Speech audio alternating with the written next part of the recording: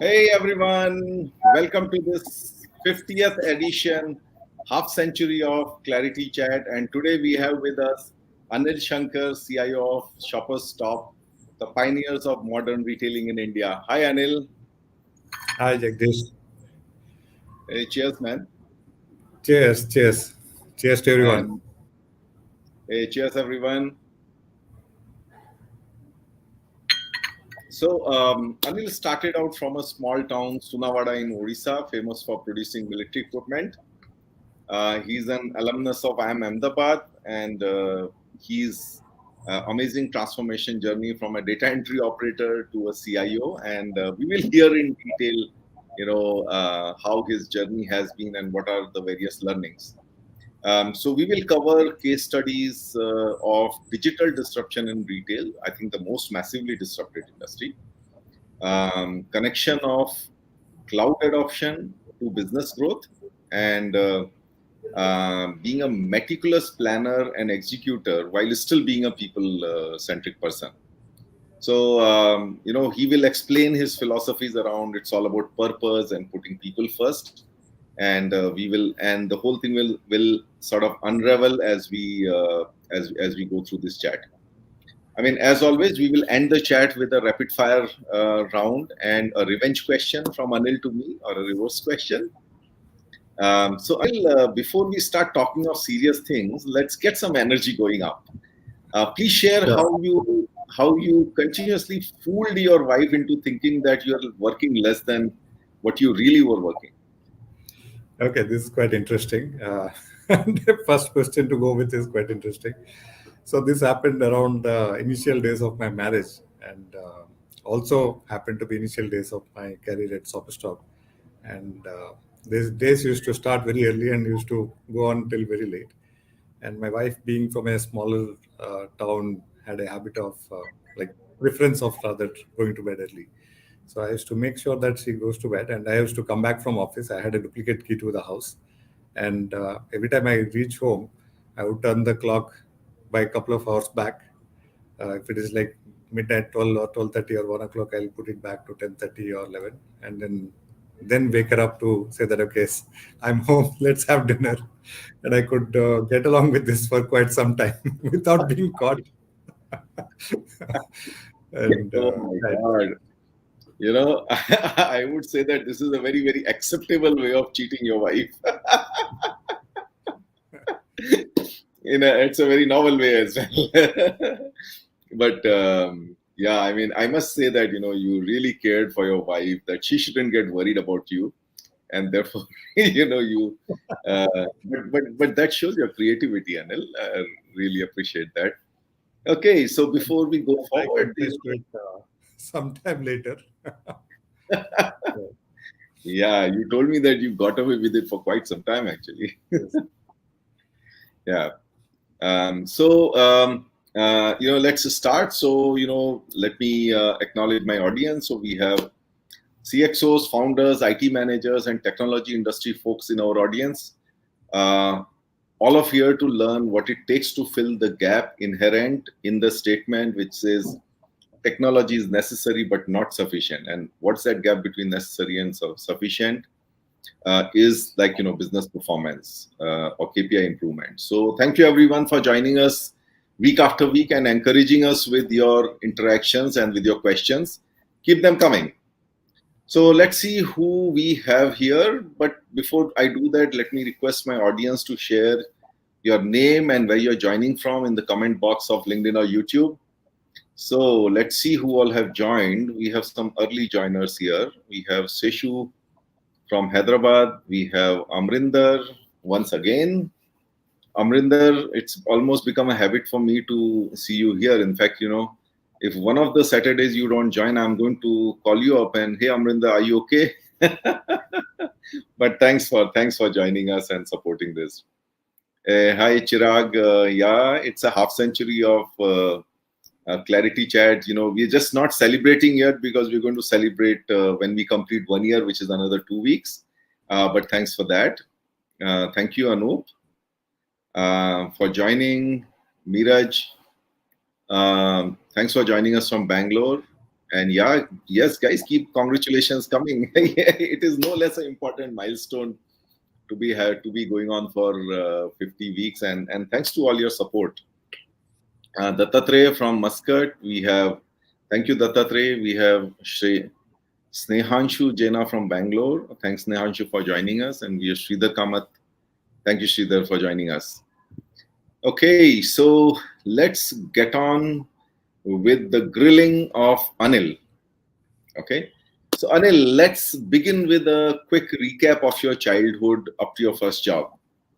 How was it? Just give people a build of mind map of where you were and what kind of childhood you had. Yeah. Yeah. First of all, I think I missed saying thank you so much for having me on the ClariTea Chat. And again, congratulations as well. I'm probably the privileged one to be on the 50th show. Yeah. My childhood, I was in a place called Sunabada, which happens to be a small township wherein HL MIG factory is there and MIG engines are manufactured there. And very disciplined environment and um, and also my father happened to be from ex-service. He served during the 71 war and also during the China war in the Indian Army. So very, very disciplined environment and discipline at home. And I believe that had a influence on me all throughout my career and all throughout my life. And I think once I completed my graduation, I was desperate to kind of move out and start something on my own, or at least look for higher studies. But I wanted to support myself, and that's how I completed my education in Orissa and then moved to Vizag, which is in a coastal city in Andhra. And I my first job, I mean, I wanted to fund my own studies, so I took up a job as data entry operator, and that's how it got started. And subsequently, I started teaching for some time, and then I moved to Chennai because I felt saying that the amount of facilities that were there in Vizag for IT education was limited. So I moved on, and that's where my corporate life started. So that's in a nutshell my childhood, my education, and my initial days of work. Awesome. I think childhood is an important part, and I think when you said that you led a very disciplined life in Sunawara, being a defense establishment, I could see the connection between that and what we are going to discuss going forward in terms of you being very meticulous and very disciplined. Anyway, so Anil, so Sunawara to Vizag to Chennai, taking up a corporate job in between doing a teaching stint. So yeah, I think your career really started from Chennai. So give us an overview of your career, the company, the roles, and maybe one highlight from each of the roles. So I started off. It incidentally happened that my first career or corporate career started with the hospitality industry. I joined a company called Sterling Holiday Resorts, which was into time sharing, which was a very, very novel and unique concept at that point of time. And I happened to join in Chennai, then moved across cities. I worked in Goa for some time, then took up a role at Pune subsequently, and then moved to Mumbai, which was the regional hub for them. Um, and I mean, it's all along. Somehow, I tried avoiding coming to Mumbai, but somewhere, uh, I think probably that was the calling that I had. That I took up the job for Mumbai and as a regional head at that point of time, all throughout in IT. And that's the time probably when Superstop happened with me, and it's probably one of the best things that has happened to me in terms of Superstop. And I joined Superstop sometime in 1999 and continued thereon. And if I were to put across, I think hospitality and then retail, which are, to me, it is very, very connected. Some of the lessons that I took from hospitality had remained with me all throughout my retail career as well. Awesome, awesome. So, Anil, maybe do you want to like talk about a couple of your stints there? You've been there for a long time, and how has it progressed within Shoppers Stop? Um, Yeah, I think when you work in a company for a long period of time, and that was something like more than 2 decades, you almost become synonym to the organization's success, and also to an extent, you start living the same journey that the organization right, has lived. So when I started working for Substop, obviously we had 3 stores at that point of time, and I started off working in a store, which again I believe very, very privileged to work in a store kind of environment, which is full of energy and a lot of hustle and bustle that happens. And I think the initial first few years for me, from starting off a career in a store, then moving on to the corporate office side, and then taking up the responsibility of managing the network, setting up the data center, and some of these kind of the early stages of IT setup. So that was one phase for me where the company was growing, and I was putting across efforts to kind of put up certain basic fundamental IT infrastructures to that extent, network, all of that. Um, and That's the time when also the company was setting up newer business formats like Hypercity. So it was a very, very interesting phase for myself as well. Subsequently, as the company grew into a multiple business format kind of a organization, and I got the opportunity to set up the IT shared service, largely for infrastructure and a lot of common applications, including infrastructure applications and some of the front end facing applications. So that was my, in a way, the second part of the role, I could say. And I ran it for quite some time until 2014 or so. That's when my third phase of the organization probably began, which is in the form of taking on the responsibility of the CIO for Substock. And it has been an interesting journey thereon as well. Yeah. yeah, yeah, we'll cover that as well. In fact, those are the interesting parts that are coming up in terms of like completely rejuvenating the IT and then adoption of cloud. So we'll come to that in a bit, but let me quickly summarize. So starting from store IT, and Yeah. then moving on to corporate IT as IT shared services, and then moving on to CIO. So good journey. But tell me, I think now Shoppers Stop is a household name, and we all know it. But back then, I think Sterling was a big name, and it was a very big company. And so, what was it like joining a sort of startup, from a well-established 1,500 crore corporate? Why did Yeah. you So take that? it was, in some ways, it was probably accidental, or I would say, as I said, I came into Mumbai. I was looking for a variety of options, and this happened. And the first thing that probably I realized is that the kind of culture the organization had, even though it was a smaller organization than as compared to my previous organization, I think the vibe within the organization, the culture, and the positiveness that which was there, that was very, very appealing. Of course, there are not too many. I mean, it was not established as a retail industry the way we know today, and I think a lot of credit to that goes to our chairman and founder, Mr. Nagesh.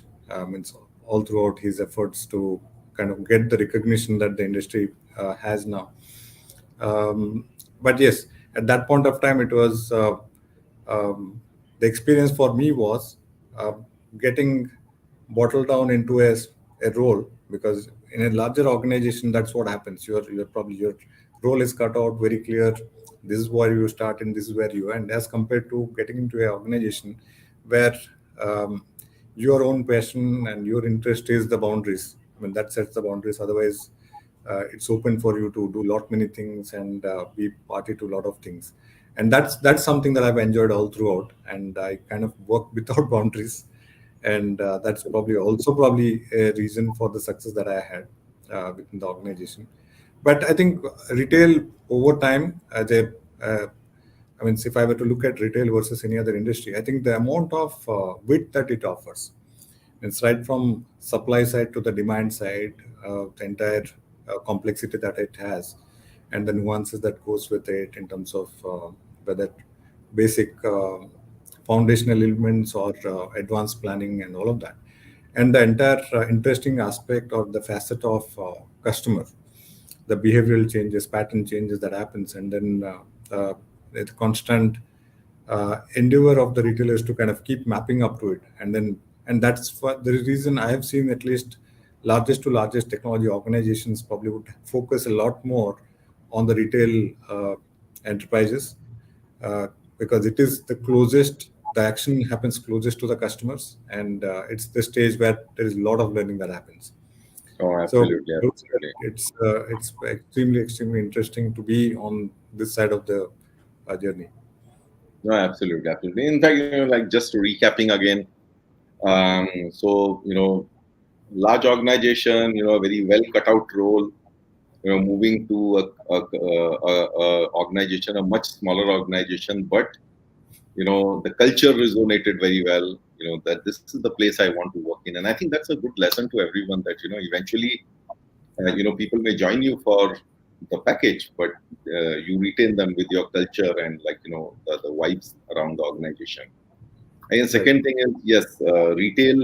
In fact, I can tell you my personal, experience with retail, or right, insightful experience with retail. So I mentor a small, a startup by the name Giving Circle, and they have a brand called Chappi, and so I've been like telling them, guys, get into e-commerce presence and all that.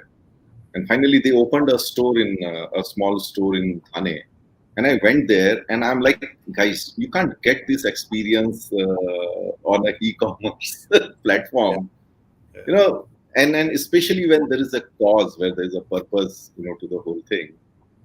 So yes, you are right. It's very closest to the customer, gives five senses, engagement of the customer you can get. But I think that also makes it very much challenging in terms of how to create that experience and how to keep the customer engaged and keeping on bringing them back.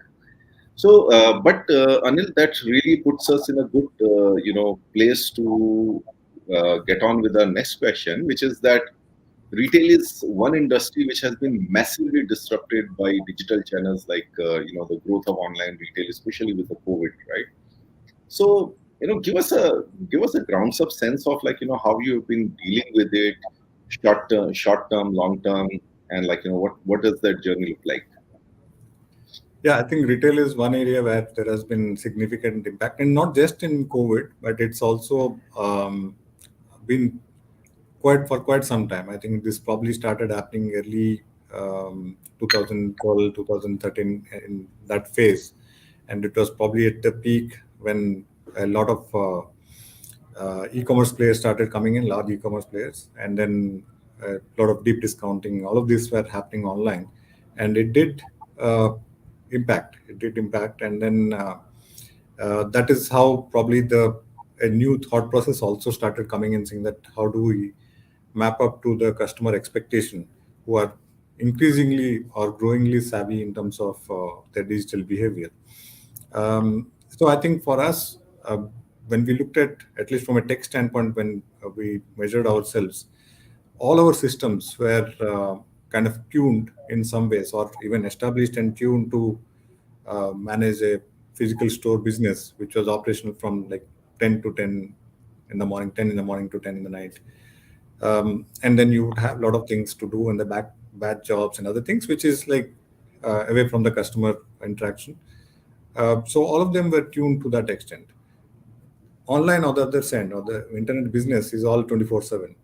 So it definitely required some kind of a switching off gear, some sort of enablement to be done, and that's where it was to an extent transformational to say that it required a lot of planning at the initial stages. And also, I think if I were to divide the phases that we have gone through in the last maybe few years, last 5 or 6 years, the initial uh, phase was to not to replace rip and replace everything, because there is a inherent platform that is already there working for you for the larger part of the business, which is almost like 90 and plus percent kind of a sales coming from that. But there is a huge opportunity in terms of digital and the online and all of that. So we kind of maintained the old systems, old ERPs and old solutions that we had, and on top of that we try to create a layer which will allow digital. And then subsequently, uh, we have reached a phase where we have set up at least the digital layer, is where we started looking at a second wave of transformation, where we started touching the core applications. So in some form, one transformation, which is basically to look at saying that how do we go from a physical store business to online first, and then make it cross channel, and then from cross channel to kind of trying and experimenting options of omni-channel. And then while this happens, while some of the solutions were in place, then we took up the entire gambit of application modernization to kind of look at saying that why do we have so many best of breed multiple applications to run, because um, and that kind of becomes a deterrent, because you're trying to juggle too many things with some old systems like mid-range servers like S400s and others, and you're trying to make it talk to open cloud-based systems. So that is where the entire transformation in terms of application modernization came in. And we took up in the last 2 3 years, we have taken up the entire SAP adoption in a way which is more integrated, and setting up a digital core. So that's been a transformational journey in the last few years, and I think we have uh, gone ahead quite well with this. Yeah, so I mean, just to recap and give my own understanding, how I understood it is, and correct me if I miss out something. Sure. So, the starting point was that, like, old systems, managed, I mean, which were there for 10 to 10 operation, but e-commerce happens to be 24 by 7. So, first, like, getting a little bit of readiness for that, putting, sort of giving a multi-channel, omni-channel kind of experiences, putting that on top of your old systems. But then you realize that that's not going to be a long-term strategy. You got to strengthen your digital core. In fact, many times I put an analogy to it that our old systems are like 4-floor building, and when we are trying to do this buzzword called digital transformation, you actually want to build a 50-floor building, but your foundation is 4 floors. Yes. So, Right. And so you got to work on what you called rightly as the digital core. I used to call it as the digital foundation is the same thing. But you got to strengthen that foundation. Maybe another you can say a bit humorous analogy could be that you see this unwelcome guest called online retail coming in to your house, and you initially like just do up your drawing room, and then you realize that, oh my god, now this guy is going to be a long-term guest, so let me do up my other rooms as well. yeah. No, it's also to respond to the market, because you can't delay the entire process of online adoption to say that first I will saturate the entire foundational systems, then I will gradually go, and that delays the whole thing. So it has to be somewhere to keeping agile to say that start with what you have, and then probably once at least some adoption has happened and some line of means you're able to then experiment also with customers, seeing that how they are responding to your online offering, and in the meanwhile take up the other um, aspect of digital core setup and some of the foundational element, which probably will see the next 10 years or the next wave in some ways. Yeah. And I think it's also a constant learning experience, right? You're learning every day and learning and trying to, refine your approaches and everything. Yeah, absolutely. Yeah. Okay. So I think again, a similar question. When you talk of online multi-channel, 24/7 e-commerce, cloud becomes a usual, point of discussion. So we know that cloud is the way to go, but sometimes, especially on the business side, it can bring about certain uncertainties about, like, what are going to be a month cost, especially with the green accountants. So how do you, so tell us both the things. One is like, what has been the business side challenges of cloud adoption, and what have you done to what's the learning for our audience in terms of, how do you convince people and all of that, especially around the uncertainty about the cost. And what were some of the change management challenges or organization challenges, maybe on the technology side? Sure. Before I touch upon cloud, I'll probably touch upon the need part of it. I think Yeah, if you look at the retail business as a whole, I think it is to some extent seasonal to that extent, yeah, where it yeah, goes with seasons, and you'd see saying that there are, particularly in India, there are then festivals and all of that. Like Diwali is the peakest part of, I mean, the most peak is in Diwali and those periods. And then there are end of season sale that happens like twice in a year. So you have these peaks that keep coming. And when you run everything on premise, it tends to become a handicap to kind of addressing this fluctuating demand of compute that comes in once in a while. So to that extent, I think as we have progressed, I think adopting the cloud from a tech standpoint, I think it was a preferred option. So when we started putting up some of the online services, particularly when we started putting our online website, and so there it was a no-brainer, saying that it is closer to the customer and it is an internet business, so cloud is the best option. So it didn't require probably so much of selling to be done. Uh, but when it came to the conventional or the traditional kind of infrastructure, there's applications like the ERPs and all of that, which for a long period of time had been run as a on-premise.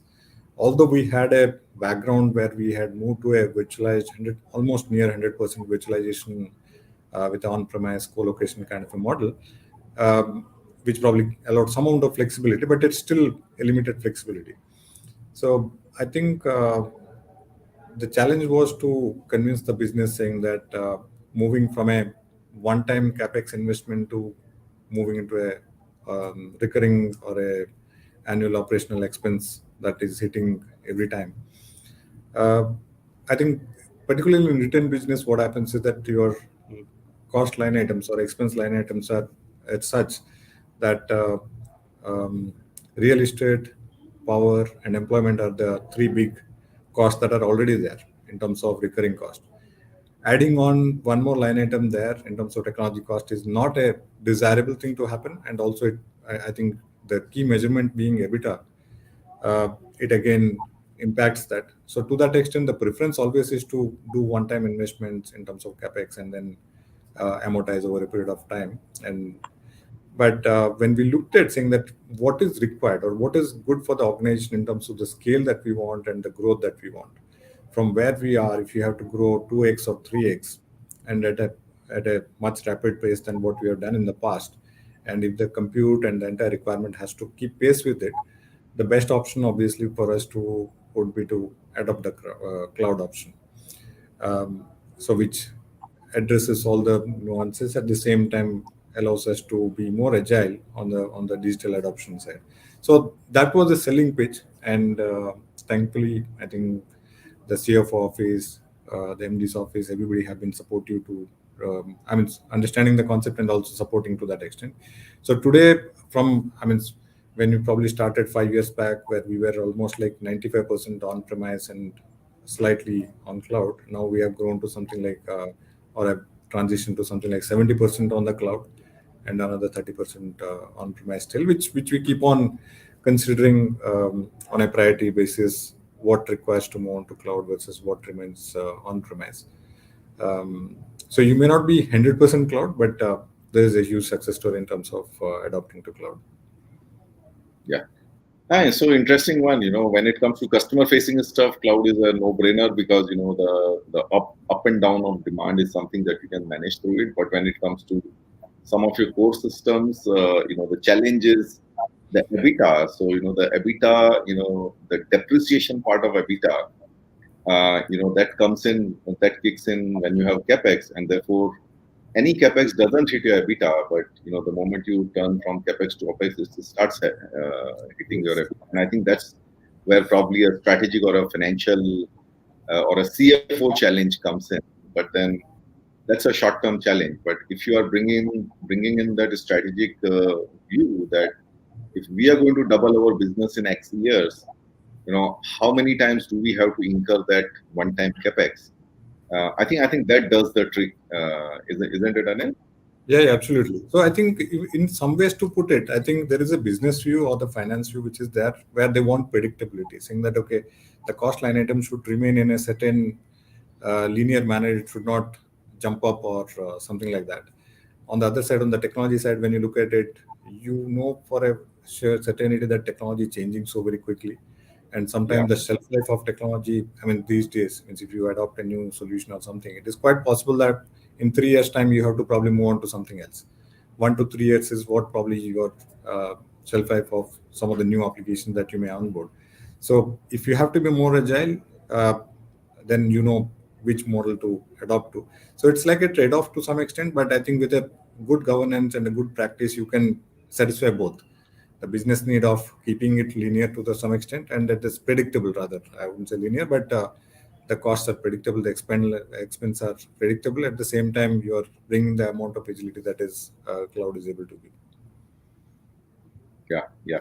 No, I think that's another important aspect which you mentioned is that the pace of technology change is something that you can keep up if you're on the cloud. That means there are no, I would say, it's not like मैं अपना पुराना sofa फेंकूंगी नहीं. Yeah. It's on rent, so I can always change it, right?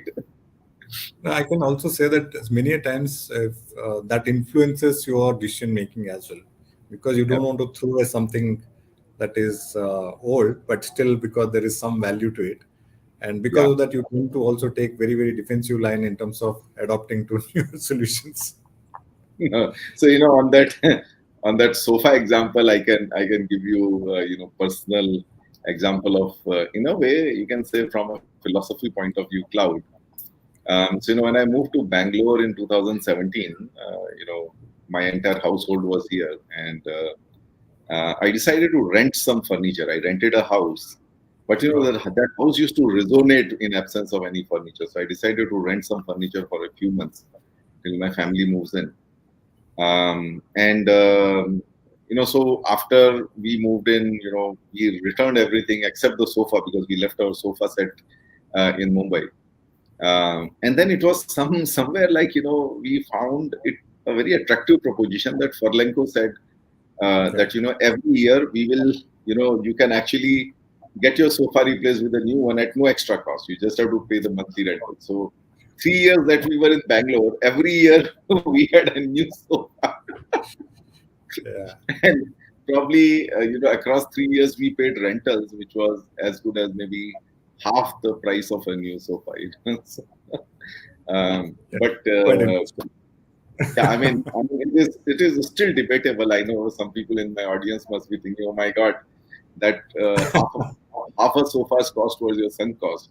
But I got the experience, and I could actually experiment with different formats, right? L shape versus Yeah. bouncy one versus whatever. And I'm sure you'll be very satisfied customer to that extent in terms of experience, at least experiencing all the Oh, no, different no, kind of things. absolutely. I was a satisfied customer. So, Anil, let me now touch upon some of your management style and all of that. So, you built a culture around meticulous user experience planning and execution.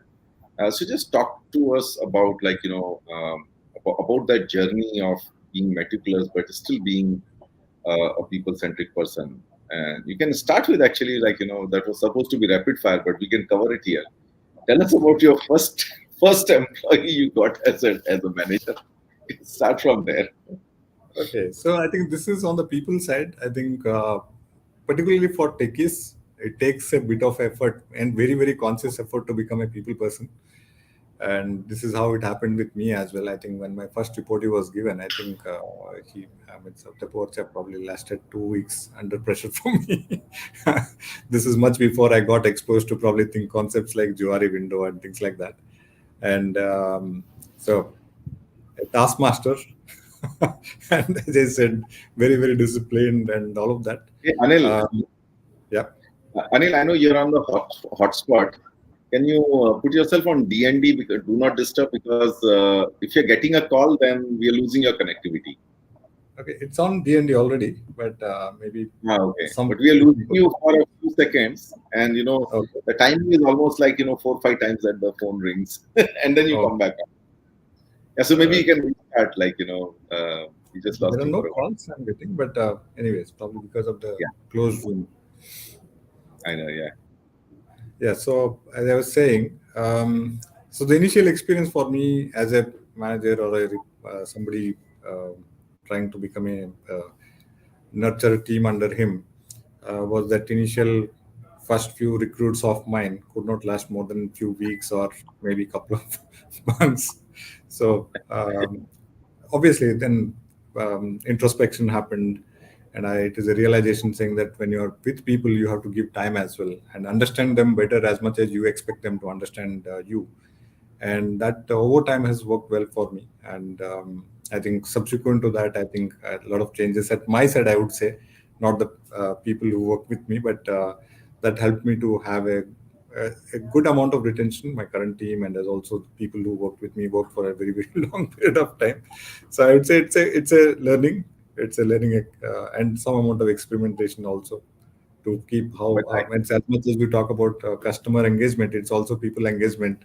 yeah, absolutely. No, I think when I was connecting the dots after we chatted, I was like, yeah, you said you had a very disciplined childhood, which influenced you a lot, and that would make you a very disciplined and meticulous guy. And then therefore, when you get the people, you expect them to, be in a very in a similarly tight way, be disciplined about work or whatever. And I yeah, think people don't come in a fixed shape and size. no, it's probably the handshake that has to happen when the team member also understands your expectation and then starts appreciating the need for the rigor in terms of planning or in terms of um, um, the discipline and all of that. No, absolutely, absolutely. In fact, you're right. Most of the time when I have had, a sort of, I've been upset with somebody. When I have done the introspection, I find that it was I who did not communicate the expectations clearly. So, it's not one person's fault. It's actually equally on both sides, and that I always forces me to make sure that I'm setting the expectations clearly. I'm communicating my style. How do I want things to be done? What do I want to be done in what time frame? And any of these things missing, creates that kind of miscommunication. Right. But Anil, let's talk of like some case studies around being meticulous, but still being user centric, and talk to us about a couple of case studies. So one case study definitely I will talk about, which is recent also and quite relevant. And usually, I think when you talk about a large project, and very often you find saying there is a lot of challenges in terms of executing a large project, or at least the last mile of making it live, and that's where many people falter it. And then this was recently when we were doing our SAP implementation, and 1 month before go live, um, we had to probably start working from home because it was COVID. So this was March of 2020, and April 1st is when we had planned our cutover to SAP, and it was a big, large project for us because we were almost shelving 70% of our entire application landscape and moving over to SAP. So it was a very large change for the organization, and for a retail to go through such a kind of a change is very, very critical. And it so happened that 2 months before that entire thing, I had the opportunity to attend a program at ISP. And the facilitator of this program was somebody who was a chief knowledge officer at NASA, the, the ones who send rockets to Rockets. space. So one of the technique he taught was mind mapping, and I'm sure anybody can Google this term mind mapping, and you'll find some of the concept and the notes. Basically, it talks about saying that when you plan, even when you are planning yourself as a person, a lot of the plan remains in your head, and so you know saying that this is the step number one, step number two, step number three. But when you plan in a group, when you are planning for a large project implementation with a lot of interdependencies, a lot of people getting involved, your teams, your business teams, your partner teams, and all of that happens, how do you make sure that it goes in a way that um, everything Um, Anil, exactly we goes? lost you again for a while. Okay. I'll probably repeat the last line. I was just talking about saying that Yeah. when you have a very, very collaborative planning that you have to do with your own teams, your business teams, the partner teams, and the vendor teams, and all of that.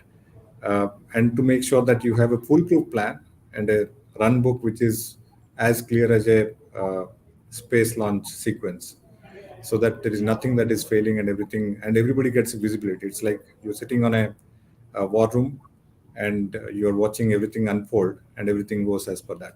So the mind mapping technique, which I got to learn, at least that was my first experience with it, and I kind of applied, ensured that we had a good run. And what I had done during the SAP Go Live is, I used to, it was over a period of few days. It was almost like 15 days. Every day something was getting live, and we were doing it. And every day I used to call one CXO and give them a visibility of the entire dashboard, basically the war room view, where we are going to go, where are we right now, and all of that. So after a week or so, the discussion within the leadership group was what we have witnessed. I mean, their feedback is that what we have witnessed is something like a space launch sequence. It's not that I had told them saying that okay, we are following something similar to this, but they started speaking the language saying that it looks like a rocket launch sequence, and we have complete control over it. So to that extent, I would say that sometimes when you want to look at saying that what would happen, how do you build foresight?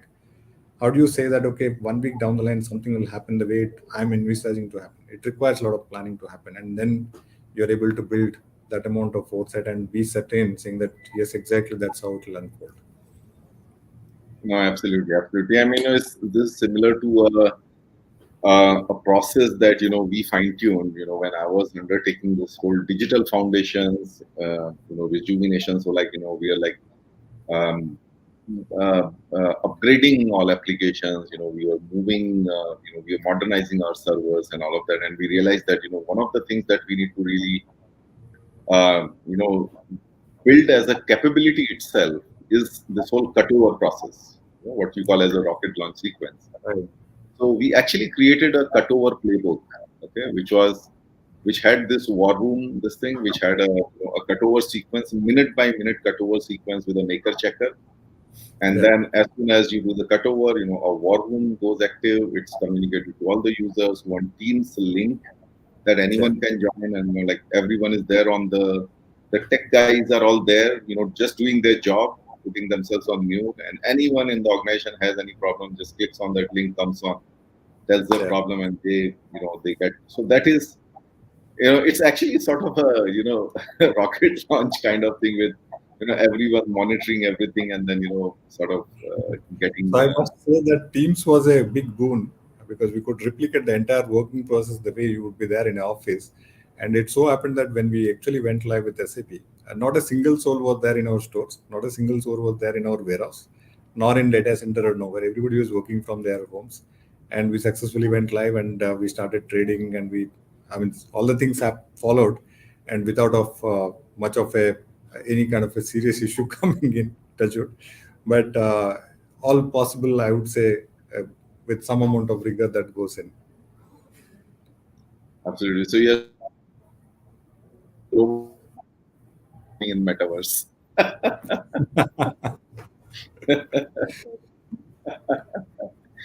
Okay. So no, that's awesome, Anil.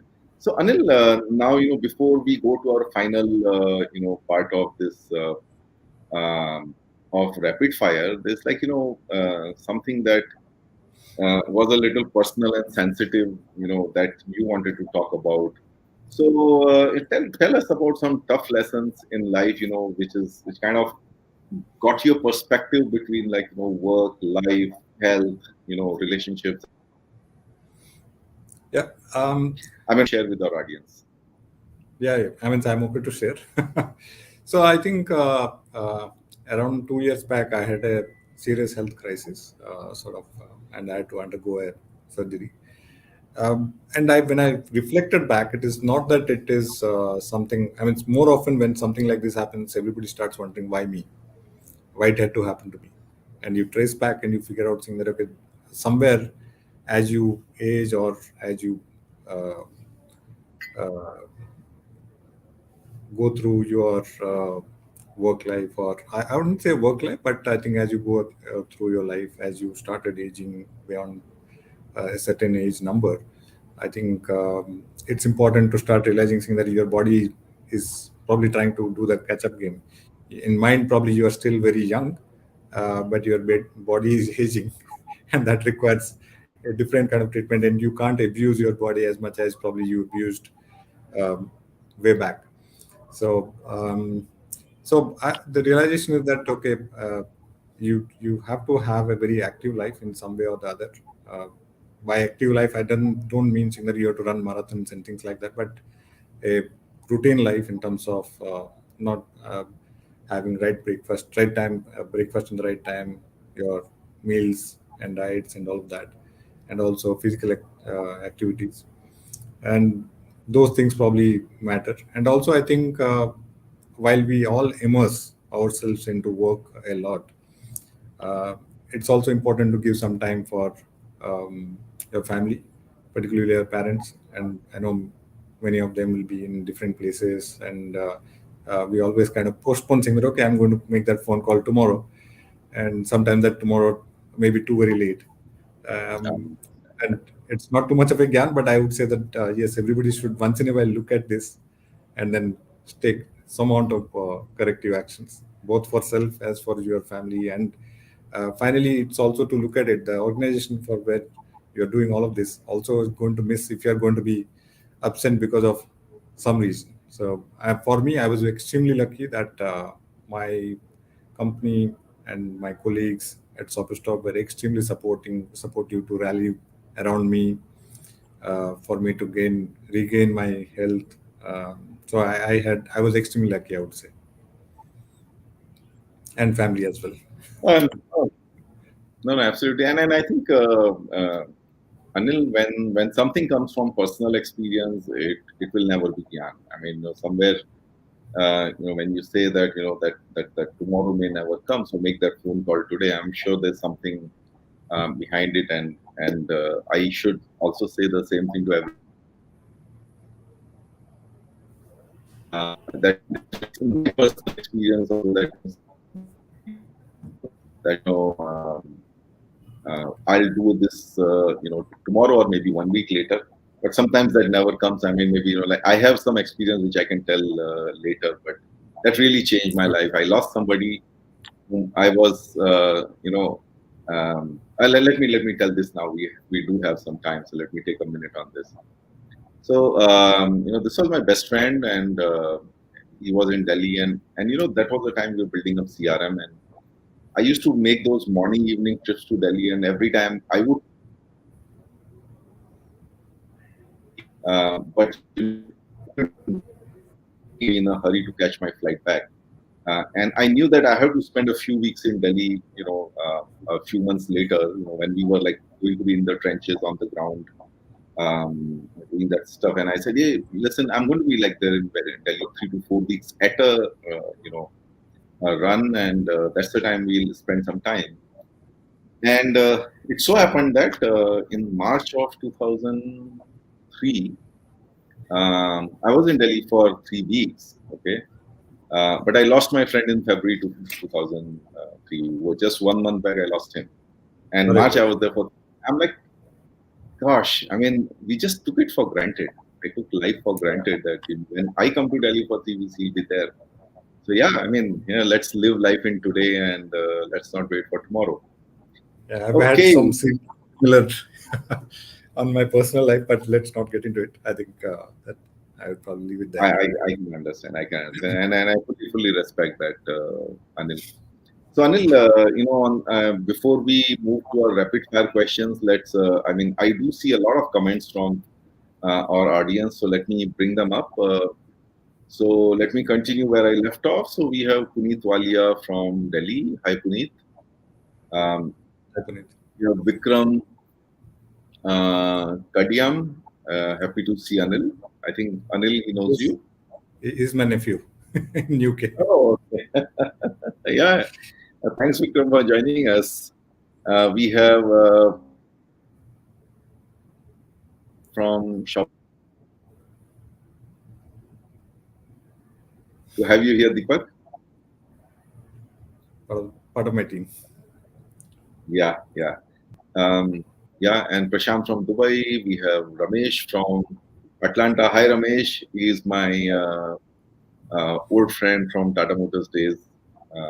We have Ashish Chetri. Hey, thanks, Ashish, for your congratulations. We have Sangeet Shivastav working under mentorship of Anil. Yeah, so Anil, I do see a lot of your team members. So what you were talking about people is true actually. Yeah. So you have Dikshit, we have Aarti. Hey, thanks Aarti for your wishes. You have Pankaj. Thank you, Pankaj. I don't know iconic or not, but I really enjoy these conversations with my fellow leaders, definitely. And I'm happy. We have Snehanshu saying that Subeda is actually my birthplace too. So you have Oh, some wow. company, Anil. That's great. Yeah. We have joined from Abu Dhabi. We have Vijay Sethi sir joining us. Good evening, Vijay sir. Always great to have you on ClariTea Chat. Yeah, absolutely. I We think have Karan. it's good Go to ahead, have go ahead. Vijay. Absolutely, absolutely, yeah. And we have Karan then joining us. We have Anup. Yeah, Anup. Uh, yeah, we work for a short period together, but uh, definitely Rahul. We have Mayank. We have Venu. Okay, okay. Venu, maybe I think we could hear him clearly. So we have Sunil here. Hey, Sunil. I hope you're feeling better. So we have Amarinder saying hi to everyone. Okay, so let me. Okay, so Amarinder's question. Amarinder always asks a question to our guest. How did you build business momentum post-COVID retail industry was hit? Okay, I think yeah, this is very important question. I think COVID was one thing which almost like it was a threat. You never knew when it is going to end, and but you had to keep on chipping away and keep on motivating people around you to continue. For us, I mean, one fine day, I think the entire all the sources of revenue kind of stopped. It's because we had to stop all the stores and also the fulfillment, everything for the e-commerce also stopped. So e-commerce business also stopped. So thereon, I think we went into a huddle. I mean, so while all the people were working from home, we had this practice that every day, morning and evening, we used to do ideation sessions within the leadership group, the extended team of people, to see. And this was like a hackathon that was happening every day, morning and evening, to see what else we can do to generate the first rupee of revenue after a complete lockdown. And eventually, after a week or so, we came up with some ideas of remote selling and those kind of stuff. And we kept on doing those. we kept on doing those remote selling, and people were, I mean, it is unimaginable the amount of effort that went in, from people of the store, people from the corporate office, and everybody coming together and very, very collaborative to make sure that, uh, I mean, so we lived through the COVID phase one, wave one, came back in shape, and it was very tricky because some stores were opening, closing because of the local regulations and all of that. And similarly, again, wave two, wave three, and luckily we could sail through. And I think as we speak, probably we are back to the previous period of 2019 in terms of footfall, in terms of the uh, revenue. I think we are now coming back on track. Uh, Jagdish, did I break up? Was it my connection that was lost or yours? I think for a few seconds it was both of us, but Okay. I've got some feedback in the room, and I got to know that, like, you came back on, but I got disconnected, so I'm reconnecting Okay. now. So I was just saying that it was an interesting period, and particularly when it was, see, when sometimes it is completely shut, so you know that it is completely shut. But there was some period when it was like every day you wake up and you are waiting for a new regulation to come up, a new city or new state. I mean, some state will declare saying that, okay, now the stores will operate from this time to this time, or weekends they will not work. The most interesting thing, at least for me, was, I think this was somewhere in South, where the mandate was that the stores will operate between 7 to 11. Imagine a department store into fashion operating between 7 to 11. But it was a phase. I think people were extremely motivated to kind of make sure that they survive this entire period. And yeah, Yeah, but I think yes, that local regulations changing city by city was like a massive, I mean, unprecedented change for everyone. Meanwhile, I kind of got disconnected, reconnected, and now I cannot see any of the LinkedIn comments. I only see YouTube comments. In fact, we had raised a service request to LinkedIn saying that, guys, if you disconnect and okay. connect again, the comments get lost. So they haven't worked on it yet. But no, nevertheless, hey, Vinay, Vinay is our colleague running the show. So Vinay, there was a Yeah. comment about there was one question about which SaaS products Shopper Stop uses. Can you bring it up, please? There's somebody reminding me about discount coupons. Jagdish, hi. Okay. Oh my God, another Jagdish. Yeah. Okay. How do you handle your on-prem assets when you migrate to cloud? So I think, yeah, it's not. It is little tricky, but it is doable. The way we went about is that we kind of looked at the depreciation cycles. Usually, you follow a depreciation cycle in different organizations. Some follow 3 years, some follow 5 years, some follow 6 years. But then we kind of aligned it to the anniversary to make sure that we are the existing on-premise assets outlive, or at least complete their tenure, and then you kind of move to the cloud. So to that extent, I think any which ways, your cloud doesn't journey doesn't happen overnight. You plan, and you plan a lot.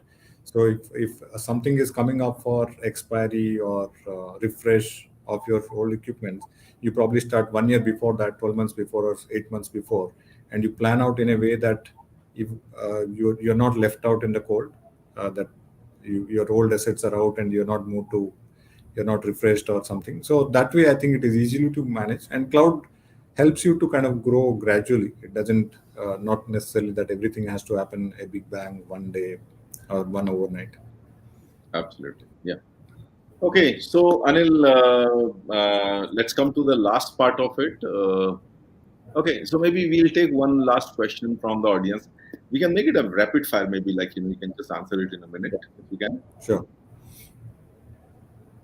The Shopper Stock has multi-oblique hybrid cloud Yes, yes, I architecture. read What that. are the Yes, we products have, like? see, I think today, I think most businesses are on multi-cloud. You can't be on a single cloud. You can't, because multiple of services. Even with when you look at the store business, for example, your gift cards are from different cloud, your coupons are coming from a different cloud provider, and your loyalty systems are hosting, your bank systems are in different cloud. So multi-cloud is something that is, it's going to stay. Today is more or less normal. In terms of saying that what are the SaaS products, multiples of it. Some could be, as I said, some could be some coupon services, some could be bank services, and variety of different things. So that's how it is. Okay, okay, that's great. That's great. Okay, so guys, let's move to a rapid fire round. And if you have any curiosities, let me not ask you to give your questions, but your curiosities about Anil, who's his role model, what's his favorite book, who's his favorite actor, or who's his favorite actress, or what was his first crush, those kind of curiosities you can you can ask him, and I'll try to bring them up. But maybe let me start with my rapid fire questions. So, Okay. Anil, in IT, we have to work with external teams always, with partner teams always. So, how do you get the best out of partner teams? Yeah, I think this is again a learning journey for me because I have handled outsourcing for a long time. And again, initial thing is Anil seems to be frozen. Okay, he'll come back on. Yeah. okay. I was just Anil. saying that it's again a process of evolution or maturity, I would say. Initially, when I was handling outsourced teams, it was like outsourced. And slowly, I think I tried experimenting, saying that the moment you bring them on board in a way that they are extension of your internal teams, it works much better. And that the better that you handle or to avoid that the glass wall to say that okay, uh, there is no separation of treatment, I think it works even better.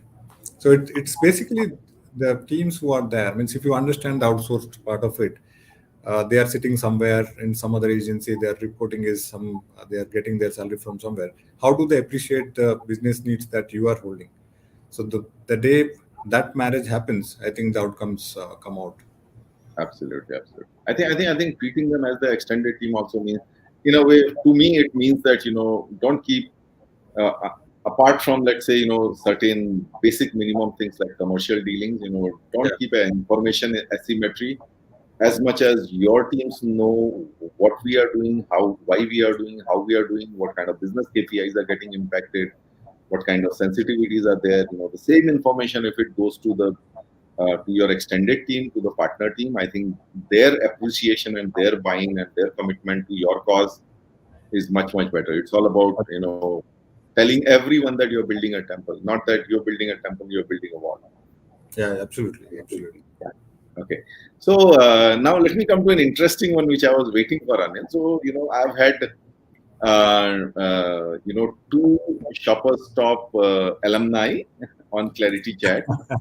First one was Arun Gupta, and then, recently, a few weeks back, I hosted Vineet Purushothaman. Both of them have been your colleagues. Arun was, I think, your boss, if I'm correct. So Yes. tell us one incident about Arun and one incident about Vineet. Okay, there are tons of incidents, but then if I were to single out one with Arun, I think um, Arun had a tendency that he had a smile always on his face. And there are times when there are critical issues, at least the way I perceive it is a very, very critical issue, and I need his attention or I need his intervention or something. I'll walk up to him, I'll elaborate with a lot of drama and agitation and everything. And all that he will give back is a smile, which communicates saying that okay, you have to figure out your own solution. By the way, And that smile is still there, always on that him. smile is still there. Yes. And in terms of Vineet, I think we have had very interesting uh, incidents. I think the way I used to run shared service was when I was addressing multiples of companies like Superstock, Crossword, Hypercity, and all of them. And I wanted to create a uniformed service layer. And but Vineet being on the Hypercity side, which is very, very, and if you understand the environment in a supermarket and a hypermarket kind of model, everything happens fast, rapid, customer is waiting. So the demand for service was always very high, and that's where we used to have interesting conversations. And but we used to reconcile, and then we used to work as partners. I think he was on the business side and I was on the shared service side at that point of time. We had a lot of interesting conversations. No, I can understand. You're being very diplomatic. You had lots of fights. Yeah, I was avoiding that term. But yeah, I think we Your laughter says that I was correct.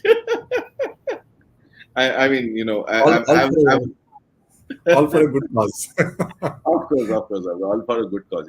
I think I mean, I've always had this attitude in terms of differences or conflicts or battles with my business colleagues. Is that end of the day, you're thinking for the company, I'm thinking for the company, so it's a healthy difference of opinion. Yeah, Let's not make it personal. yeah, absolutely. I think it has never been personal. I think even we do Yeah, cheers, I know, although I know, yeah, I know. Yeah, physically apart. But absolutely, absolutely. Yeah, so there's one rapid fire question from the audience from Sweetie. Favorite holiday destination? oh, favorite holiday destination, I would say Spain. Although I've been only once, but I'll make sure to go again. But more often I end up in Goa. Yeah, but your choice was popularized by Jindagi Na Milegi Dobara. I've seen that movie I don't know how many times. Yes, yes. Yeah, absolutely the same. I think I don't know countless times. Yeah, it's a great movie. Yeah, so Anil, I'm done with my rapid fires. I had some rapid fires which we covered as part of our chat itself. So yeah, we move to the last part of our conversation, which is we are talking about revenge tourism and revenge holidays and revenge shopping. So here is a revenge question. I've been asking you questions all this while. So Yeah, what's yeah. your revenge question to me? I waited all this while to ask this question to you. No, but in all appreciation of your experience, and I mean, so you had a wide industry experience across different industries, and also I think this clarity chart that you do, you have so much of experience that you gain interacting. Tell us, tell me one thing which is like a solution or a problem to something for which you found a solution which sounded like extremely unassuming or very uh, small, but it had a very large impact for the business. Yeah, so it was actually I mean, the problem seemed to be big. The solution was small, but it had a big impact. So I remember with my boss, my CFO, I had a conversation. Like I was like, boss, we've had 10 years of SAP. So do you think it's a success in your function? It was like you're asking a CFO for whom SAP is the life. Yeah, it has been. So I said, sir, tell me, we publish our monthly and quarterly, reports, the MIS. Do we publish it out of? Do we get it directly out of SAP, the P&L and balance sheet?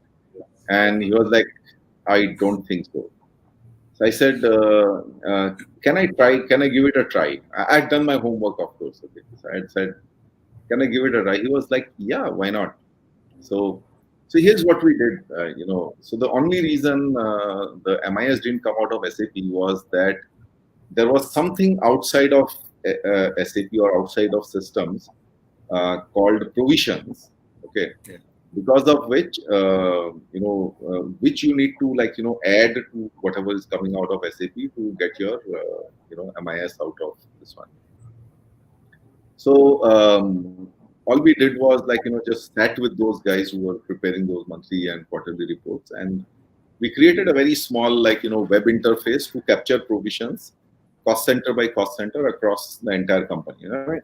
Large company, a very small solution, but the moment everyone starts using it, suddenly those guys had a lot of relief that yeah, that they could get this small piece of information, probably one provision, per GL per cost center kind of thing. They yeah, started getting, and then the entire BW started working and churning out these reports at every level. So it was just a very small change of putting a web interface for provision, and and actually it created a huge impact in the sense that people saw that things can come out of SAP, but also a realization that not everything can happen in SAP, and you got to do some things intelligently, Okay, but not give up on the system. So my point always used to be for people to not give up on systems. It may be that you need to build, you need to make multiple systems work together or do some intelligent things, a little adjacent to the systems. But yeah, let's believe that the systems can give us what we want, and then you just have to make it work. So, but this was a very small one which had a big impact. But I But think that was a brilliant. very good question, Anil. Thank you for that. But I think extremely well put. I think sometimes the smaller things give a very large impact and changes life for business. Yeah, absolutely, absolutely. So, before we move towards the end, here is a summarization from Amarinder. Um, and nice one, Amrinder. Thanks for that. We are remembering you, Arun Gupta, management by Smile. Vivek Purushothaman, your interesting conversations with Anil Shankar, all within the family with Jagdish Pelwal. We are also remembering the movie Jindagi Na Milegi Dobara, Kailash Joshi. Yeah. Okay. Yeah, so I think he's mentioning them and alerting them that guys, we are talking about you. Join the chat. Okay. Hey, thanks Amrinder for those mentions. So thank you everyone for joining us, for attending, for engaging, for asking so many questions, and thank you all of you who are watching this the recording of this session. It's a weekend. Thank you for giving time to ClariTea Chat from your family time. But do enjoy your weekend. Do have a great family time. And Anil, thank you so much for joining on the 50th episode of ClariTea Chat today. Thank you so much. Oh, thank you so much. Thank you that this is a privilege for me to be on your chat show. And thank you everyone whoever joined, taking out time over a weekend and listening to my story. Thank you so much, and I hope you found it interesting. And have a great weekend. Oh no, it was absolutely not just interesting. It was very engaging, Anil. I think we've had uh, quite a big audience here, an unusually large audience here. So that just shows interest in Shopper Stop as well as in you. Thank you. Thank you. Okay, so thank you everyone, and thank you for joining in. And we sign off, and we come back next week, next Saturday, 5 p.m. again. Bye bye. Bye till then. Thank you. Thank you. Bye everyone. Thank you. Bye.